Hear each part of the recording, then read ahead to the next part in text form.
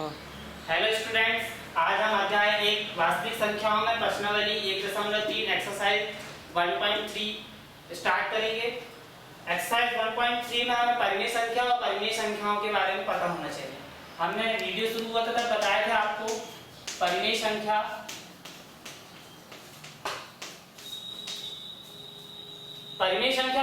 वे संख्याएं जो p बटे q के रूप में होती है। p बटे q के रूप में होती है। इसमें कंडीशन ये रहती है जहां p व q सहअभाज्य हो।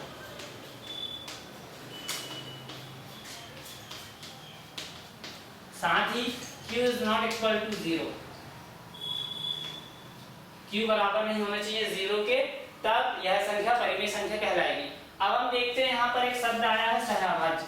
सहअभाज्य का मतलब ऐसी संख्याएं जिनके गुणनखंड समान ना हो। मान लीजिए यहाँ पर 4/2 है, p बटे q के रूप में है, तो क्या यह परिमेय संख्या है? तो हम इसको देखेंगे, 4 के गुणनखंड लिखेंगे 2/2 और यहाँ पर लिखेंगे 2 के गुणनखंड 2 लिख देंगे।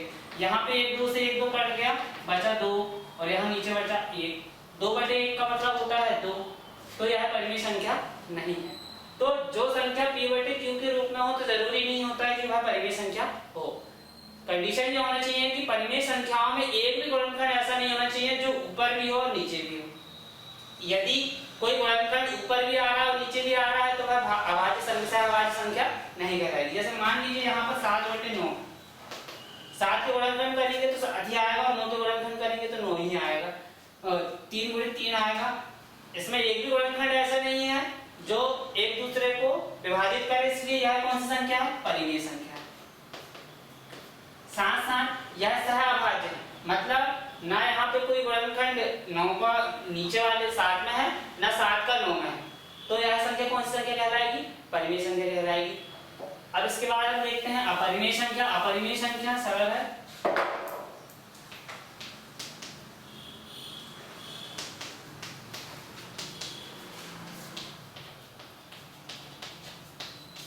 अपरिमेय संख्या जो अभाज्य हो और करणीय हो अपरिमेय संख्या कहलाती है। साथ साथ जिनके हर में 0 हो वह संख्या अपरिमेय संख्या कहलाती है, क्योंकि हर में जिस संख्या का मान हो, यदि कोई संख्या के हर में 0 हो तो वह संख्या अनंत हो जाती है, तो यह संख्या अपरिमेय संख्या कहलाती है। अब हम प्रश्नावली को प्रारंभ करेंगे।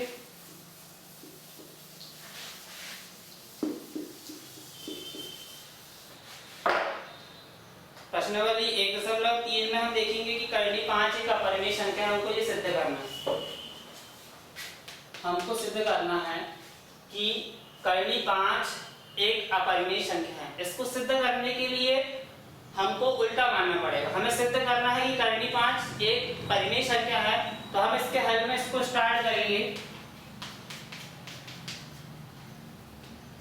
माना कर्ण 5 एक परिमेय संख्या,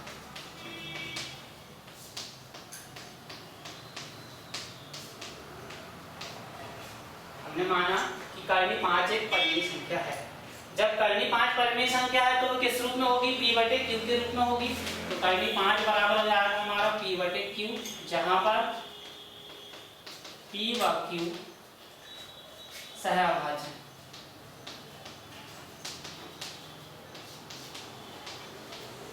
साथ ही q is not equal to 0।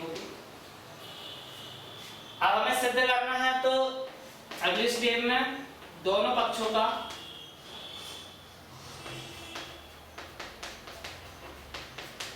वर्ग करना है। जब हम दोनों पक्षों का वर्ग करेंगे तो कर्ण 5 का वर्ग बराबर होगा p का वर्ग बटे q का वर्ग। कर्ण 5 का वर्ग मतलब कर्ण 5 गुणित 5 कर्ण 5 और p का वर्ग बटे q का वर्ग। अब किसी भी संख्या की यदि करणीय हो और उसका आपस में गुणा होता है तो वह संख्या करणीय के बाहर आ जाती है। तो 5 बाहर आ गया, हमारे पास बचा p का वर्ग बटे q का वर्ग। अब इसको हम यहाँ पे पक्षांतर कर देंगे तो q का वर्ग बराबर हो जाएगा p का वर्ग बटे 5। हमने यहाँ पर q को बराबर किस तरफ ले आया? तो बटे में था, बटे में इस तरफ जाएगा तो क्या हो जाएगा गुणित में, भाग में था पक्षांतर होगा तो गुणित में जाएगा, फिर यहाँ पर 5 गुणित में था पक्षांतर होगा तो भाग में चला जाएगा, तो p का वर्ग q का वर्ग बराबर हो जाएगा p का वर्ग बटे 5। अब हमको यहाँ क्या दिख रहा, p का वर्ग 5 से विभाजित होता है,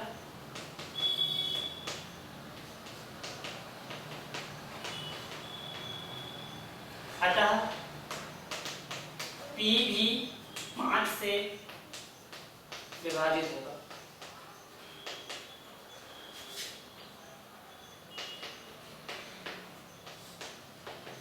जी हमारी कंडीशन फर्स्ट आ गई, इसको हम दे दो स्थिति 1।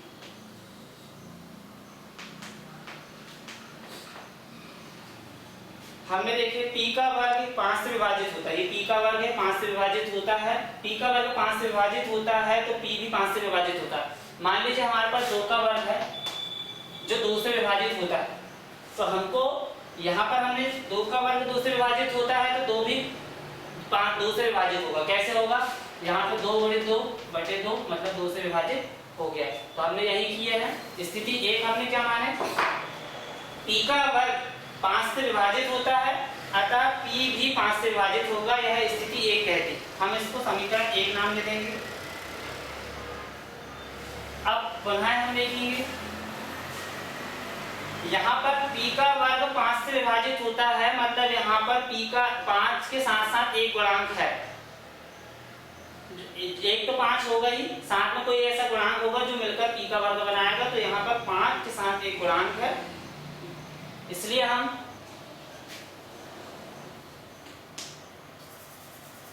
यहाँ पर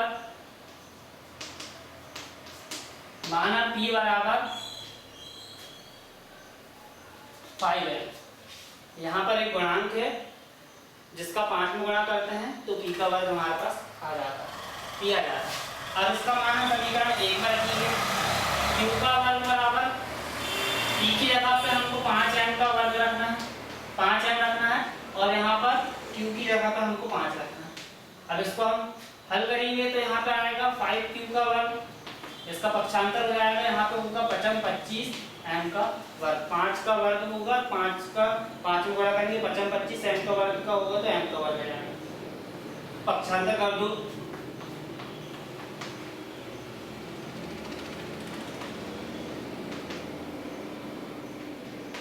m का वर्ग। अब यहाँ 5 एकम 5 55 25, तो यहाँ पर q का वर्ग बराबर q का वर्ग बटे 5 बराबर हो गया m का वर्ग। यहाँ पर हमको क्या दिख रहा है, q का वर्ग 5 से विभाजित होता है,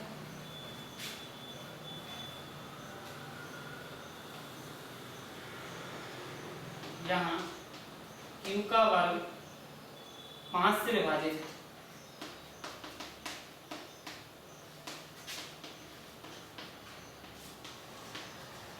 q का वर्ग 5 से विभाजित है तो q भी तब q भी 5 से विभाजित होगा।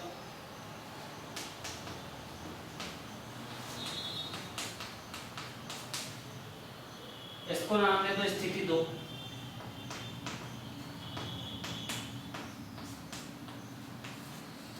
स्थिति 1 और स्थिति 2 से हमको क्या पता चल रहा है कि p भी 5 से विभाजित होता है और q भी 5 से विभाजित होता है। सहभाज्य संख्या के लिए p व q में एक ऐसा कोई भी गुणांक नहीं हो जो एक संख्या से विभाजित हो जाए। तो यहाँ पर परिमेय संख्या की परिभाषा से p व q में एक भी कंडीशन, एक भी गुणांक ऐसा नहीं होना चाहिए था, गुणनखंड ऐसा नहीं होना चाहिए जो एक दूसरे को विभाजित करते। यहाँ पर p 5 से विभाजित हो रहा है और q भी 5 से विभाजित हो रहा है, अतः यह परिमेय संख्या नहीं है। स्पष्ट है, स्पष्ट है। स्थिति 1 व 2 से 1 व 2 से स्पष्ट है कि p व q परिमेय संख्या नहीं है, अतः जब p व q परिमेय संख्या नहीं है तो कर्णी 5 भी परिमेय संख्या नहीं होगी। तब कर्णी 5 भी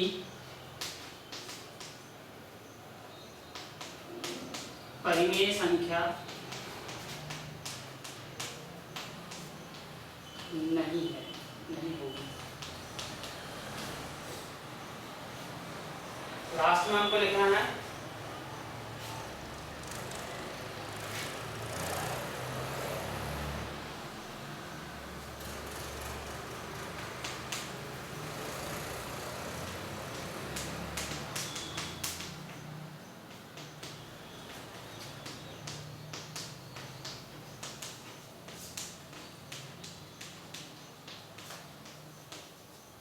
अतः कर्णी 5 एक परिमेय संख्या है। यहाँ पे इसलिए लग रही है। एक बार पुनः समझेंगे। हमको सिद्ध करना था कर्णी 5 एक अपरिमेय संख्या है, तो इसके लिए हमने माना कर्णी 5 एक परिमेय संख्या है। कर्णी 5 एक परिमेय संख्या है तो उसको हम p बटे q के रूप में लिख सकते हैं। यहाँ पर p व q सहभाज्य संख्या है। हमने परिमेय संख्याओं की परिभाषा में हमने देख ली थी। और q is not equal to 0। दोनों पक्षों का वर्ग करेंगे। कर्णी 5 का वर्ग p का वर्ग q का वर्ग p का वर्ग अपॉन q का वर्ग आएगा। फिर इसके बाद कर्णी 5 गुणित कर्णी 5 होगा तो यहाँ पर p का वर्ग आ जाएगा और यहाँ पर q का वर्ग आ जाएगा। फिर यहाँ पर पक्षांतर कर देंगे और q का वर्ग बराबर आ जाएगा p का वर्ग बटे 5। इसको हम दे देंगे इक्वेशन फर्स्ट। यहाँ पर हमको देखने को मिल रहा है कि p का वर्ग 5 से विभाजित है, p का वर्ग 5 से विभाजित है, अतः p भी 5 से विभाजित होगा। यदि p का वर्ग 5 से विभाजित है तो p भी 5 से विभाजित होगा। इसको हमने अभी हल करके देख ली। हमने इसको मान लिया स्थिति A। अब पुनः हम देखेंगे कि यदि p का वर्ग 5 से विभाजित है तो p में 5 शामिल है, साथ साथ कोई एक अन्य गुणनखंड भी है। तो हमने मान लिए p बराबर 5 तो है ही है, साथ में कोई एक संख्या जिसको गुणा करने पर हमको p प्राप्त होता है। तो हमने माना p = 5m। फिर इसके बाद देखेंगे हम कंडीशन फर्स्ट में इसको मान रखेंगे तो p का वर्ग बराबर 5m का वर्ग बटे 5। फिर इसके बाद हम इसको पक्षांतर कर देंगे तो 5q का वर्ग बराबर हो जाएगा यहाँ 25 m का वर्ग। 25 को पक्षांतर करेंगे 5 बटे 25 आएगा, 5 एकम 5 25। यहाँ पर q का वर्ग बटे 5 बराबर हो जाएगा m का वर्ग। यहाँ पर q का वर्ग 5 से विभाजित हो रहा है, q का वर्ग बटे 5 दिया है, मतलब q का वर्ग 5 से विभाजित होता है, तब q भी 5 से विभाजित होगा।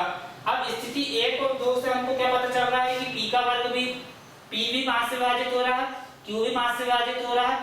इसका मतलब यह है कि p और q में कोई ऐसा गुणांक है जो दोनों में शामिल है, मतलब यह परिमेय संख्या नहीं है। जब p व q परिमेय संख्या नहीं है तो कर्णी 5 भी हमारा परिमेय संख्या नहीं होगा। अतः सिद्ध होता है कि कर्णी 5 एक अपरिमेय संख्या है। इसका एक बार शॉर्ट ले लीजिए। इसके बाद हम अगला सवाल देखेंगे।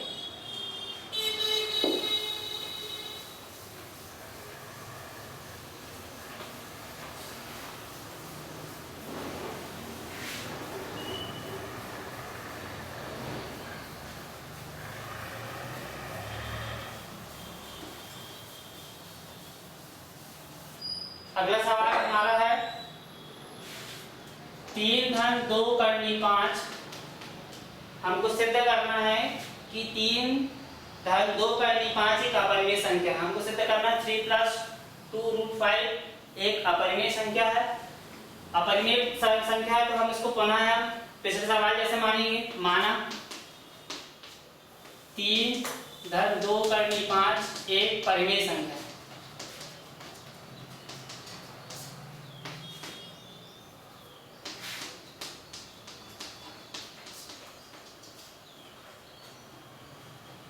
इसलिए 3 + 3 + 2 + 5 3 धन 2 कर्णी 5 बराबर हो जाएगा p बटे q, जहां पर p व q सहभाज्य।